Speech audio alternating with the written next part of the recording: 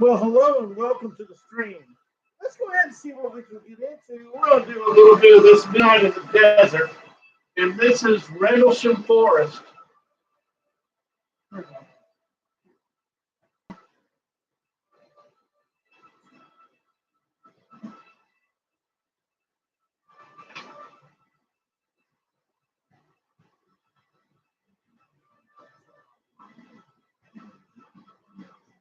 Well, Sunday to all, good evening, good morning, good afternoon, wherever you may be around the world.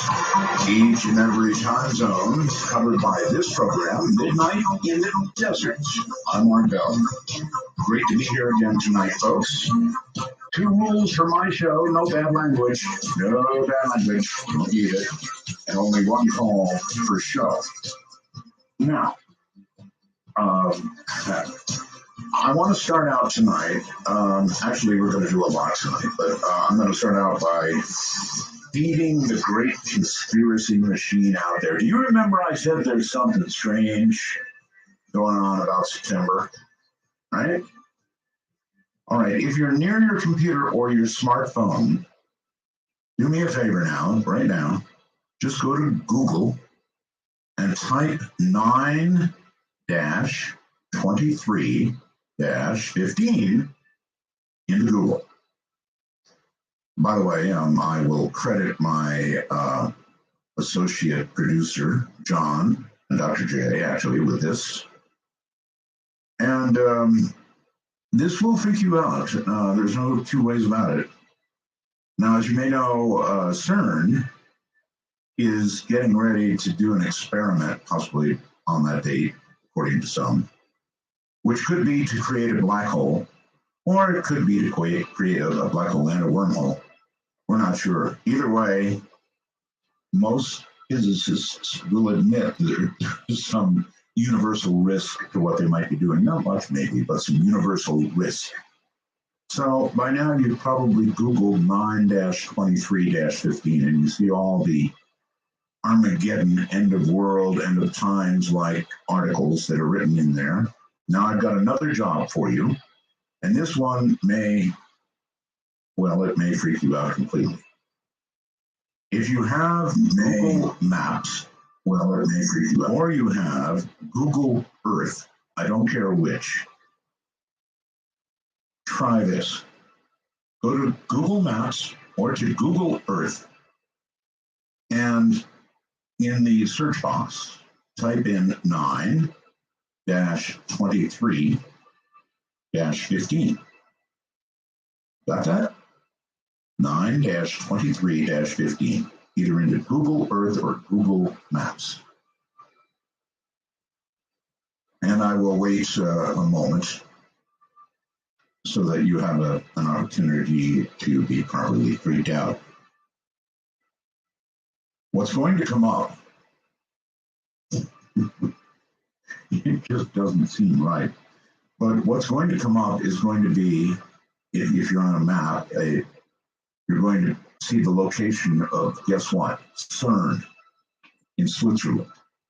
If you go to Google Earth and you put in that date, I mean, you shouldn't want dates at all. But anyway, if you put in that date into the search place where you ought to put, longitude and latitude, it's going to come up with a picture of CERN, the CERN labs in Switzerland.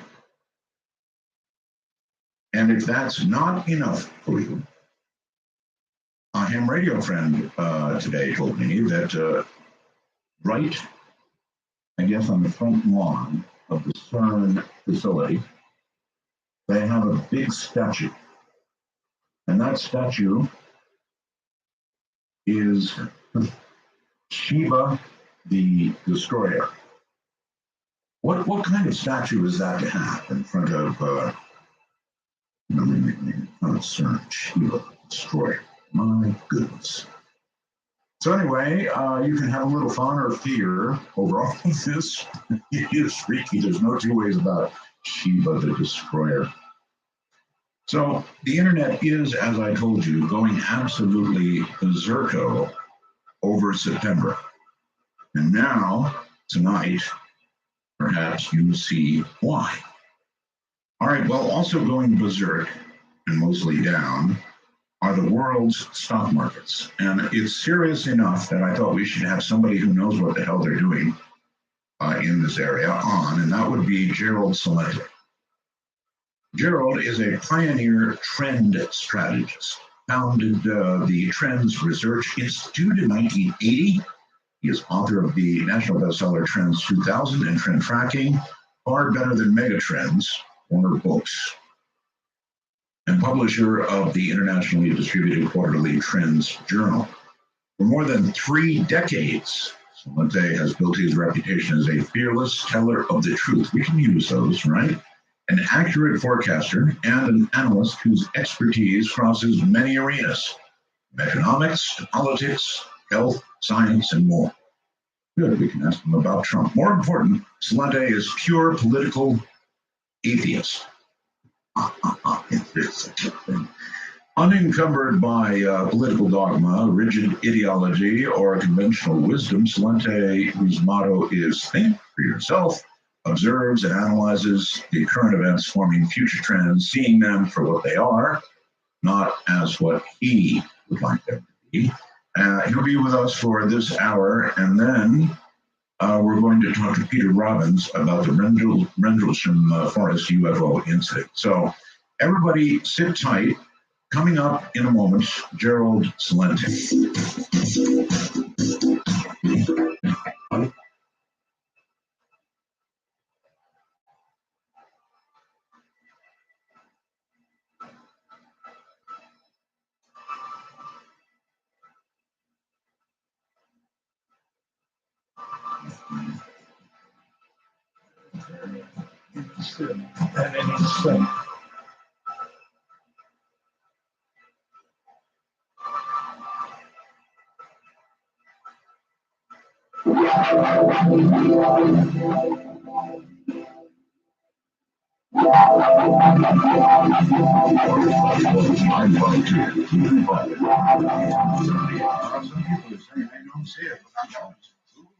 Type in up there in the search box 9-23-15, and you're going to be staring right at CERN.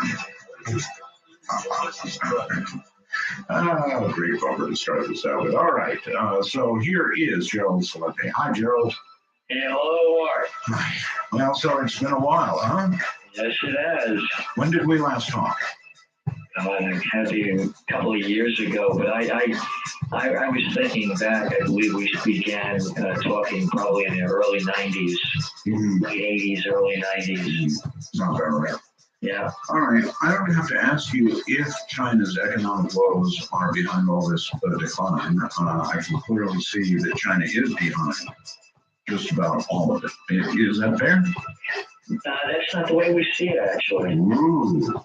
Bucking the trend, huh?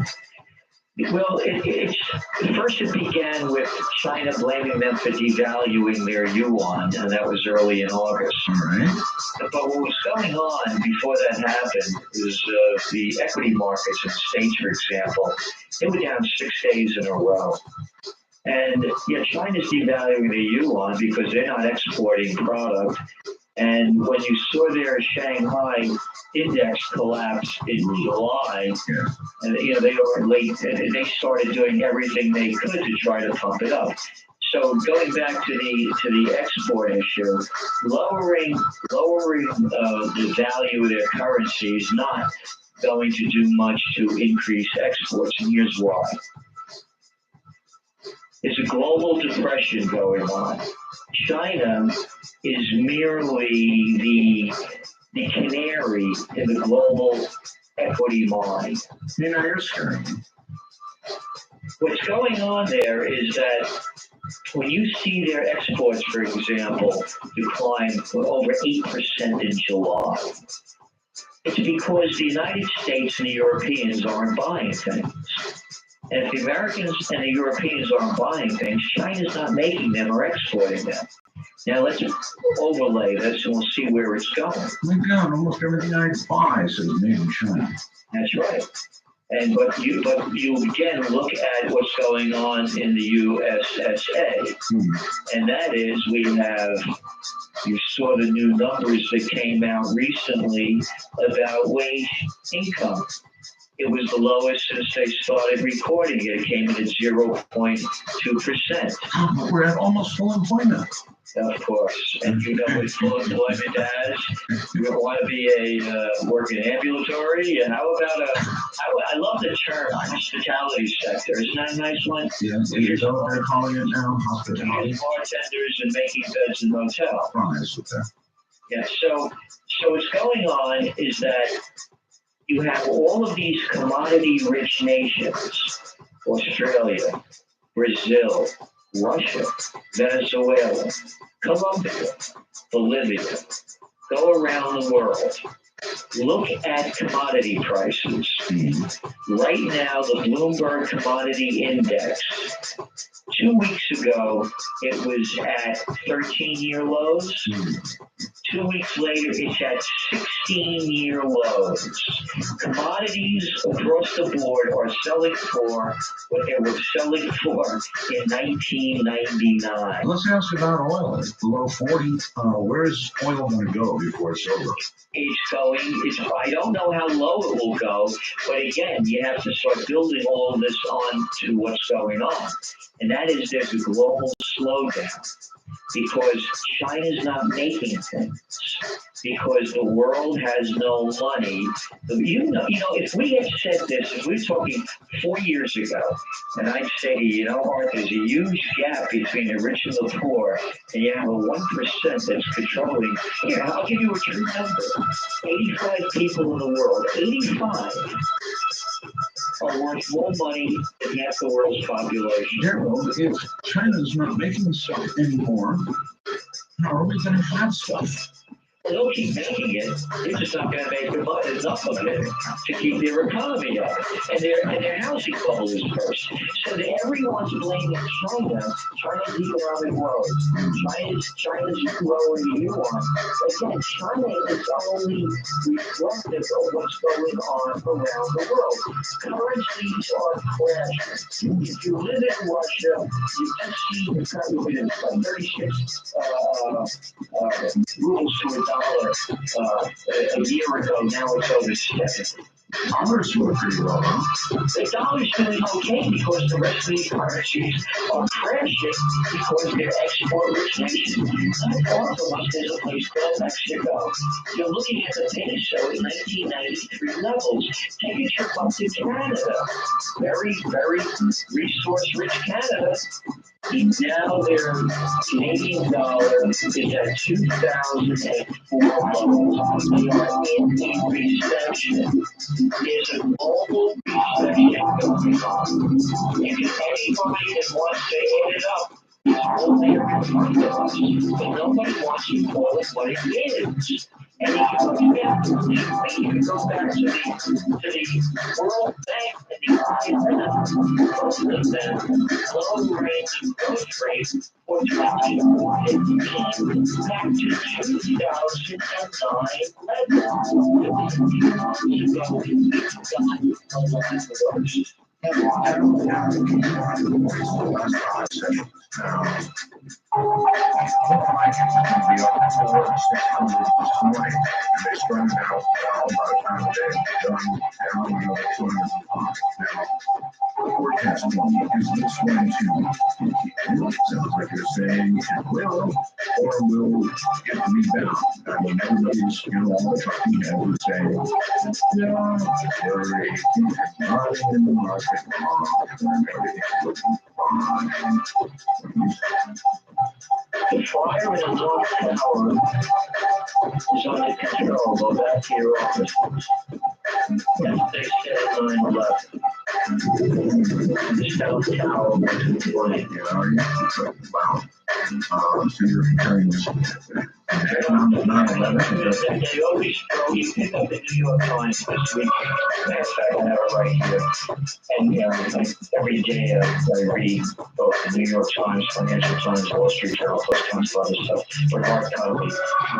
And this is from the front page of Saturday's New York Times. I remember market started sinking really bad Thursday, Friday.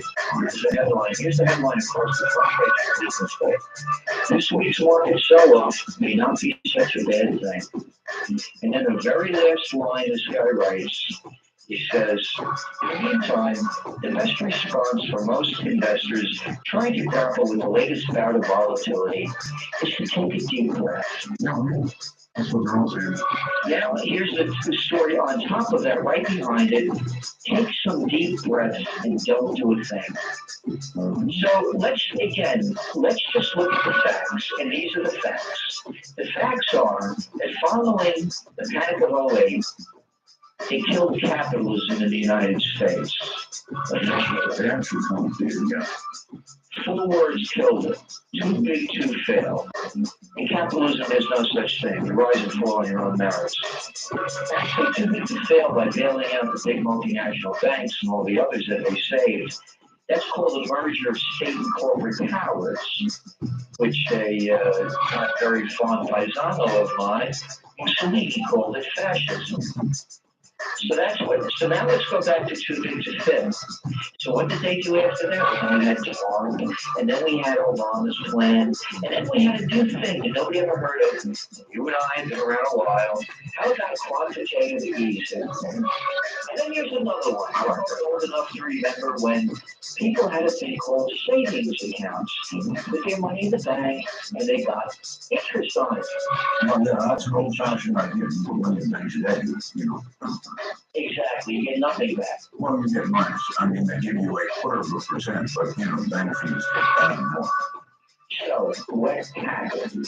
All of this cheap money created the bubbles for the equity market. These are facts. This isn't speculation. It's not a conspiracy theory. It's a fact that you're looking at merger and acquisition activity because you borrowed money for nothing at levels now that are surpassing all-time records if they stay on track for the rest of this year. You're looking at the stock buybacks that major companies borrow money for nothing. They buy back their stock and they drive up the prices. They didn't only do it in America, they have a different name over there in Japan. We'll call it Abenomics. Go back to China after the panic of 08, they dumped in trillions to boost their economy. You look what's happening over there in Europe with Draghi. Oh, by the way, Mario Draghi, former head of the Goldman Sachs Gang's European division, is now, of course, the president of the European Central Bank. Mark Carney over in the UK, formerly in Canada, former Goldman Sachs guy. Robert Rubin, the guy that worked under Clinton, that deregulated the Glass-Steagall Act, that prevented banks from becoming the casinos that gamble. They weren't allowed to become commercial banks and investment banks, the gamblers. Rubin, Goldman Sachs. The man that officially killed capitalism and too big to fail, Henry Paulson, former CEO of Goldman Sachs. So it's bankism. It's not capitalism. It's dumb.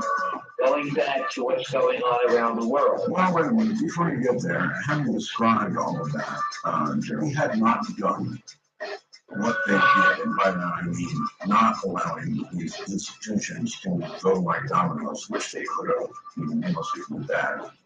They could have gone down like dominoes. If they hadn't come in with all this money and all this help, and I know the effect it has, and I know how you feel about it, but what would have been the bottom pain involved would have been pretty severe. No, if you would have had too big to fails would have failed, and others would have picked up the slack. It would have been a period of decline, and then a normal growth that would have followed. Well, yeah, but that period of decline that you're moving over quickly would have been pretty damn steep and painful, and it would have been a lot longer climb back. To the financial people, but Yeah. not to the rest of us, because when you look at the real median household income, when adjusted for inflation, we are back to 1990 levels. I'm very low. So it only helps those, again, that have profited from the boosting of the equity markets, which are very different from the real world. And you saw, and this is the other thing when I talk about, it's almost a neo-feudal society where you have different rules to the economic elite and the political nobility. And again, I'm not making this up. What did they convicted? They didn't accuse. They convicted 6 banks of felony charges for rigging the LIBOR rates, the currency rates. They traded $5.3 trillion a day, and for rigging the LIBOR, the interest rates. Right. How many people went to jail, Art? Well, nobody can't send corporations. You can't send the people that rigged the markets that gave you the orders to do it. You can't send them to jail either. But you don't go over that yellow line. You go 5 miles over the speed limit. Go straight to jail without passing go. Get out of your car. Get your license and registration. Put your hands on the roof. When they say get out of the car, you're in trouble. And then when they take you to jail, by the way, now under Obama, they passed that law where they could, do anything they want to you. Anal searches, heavy cavities. That's what's happened again in this country. I'm not making that up. And so what I'm saying is, with this decline of what used to be capitalism and a move toward a different system, a lot's changed with it. So going back to the economy, we are in, you asked me, will it continue? On August 6th, we do, as part of the subscription to the Trends Journal, we do Trends in the News broadcast each Monday through Friday. On August 6th, I began, and it's on YouTube, you could go there, we posted that one up there.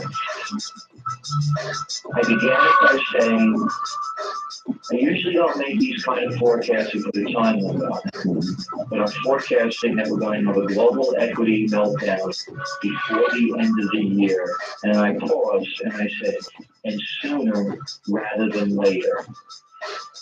I've been in this business since 1980. I have never seen a summer like this. The summers are usually quiet. Everybody's in a vacation state of mind. You could say that there's volatility in the markets in a very quiet period. It's happening because of low volume. That would be the excuse. The volume is at a very high level. Well, how's the VIX? Well, it's been, last couple of days, it was, off the charts again. So what we're looking at is this is very abnormal to go through a summer like this. These things usually don't happen until later in September. People, they start reviewing things, what Christmas sales going to look like, how much products are being bought, where they're shipping. You start looking closer. And then you can see things shaking out around October. So the thing happening in the heat of the summer is very, very strange.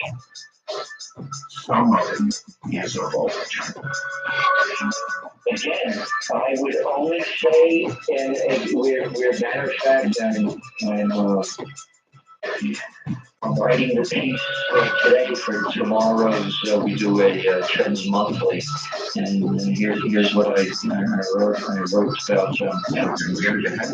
Yeah, it said, read the headlines, listen to business news, broadcasts across the Western world. Financial figures are all pointing to China as the culprit for both sparking the global equity market meltdown and for keeping it going.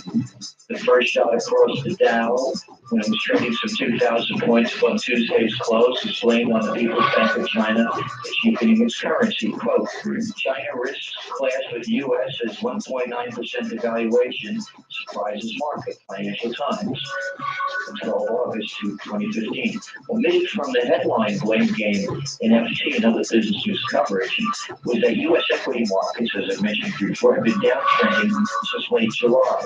Yet, as the global stock plunge accelerated over the next few weeks, the yuan devaluation story fading from the news, the business media then blamed the sell-off on China's economic woes and how its slowing economy was impacting the global economy.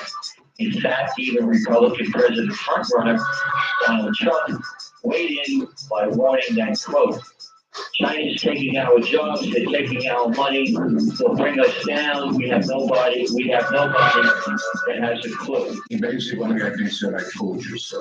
So anyway, we go on. So we're going to talk about him. They did two other things. They allowed retained funds to be, I believe, invested in China, right? They are putting pension funds in. They pumped in over $200 billion into the equity markets. They're banning short selling, trying to keep the equity markets. Yeah, if you blow your brains out if you short sell, because they said it. I'm not serious. They said it would be a violation. The police would be after you. Also, when the market started going down in late July. They ripped off about half of the trade. You weren't allowed to trade half the stocks. I've got it right here. Stay right where you are. We'll be back here.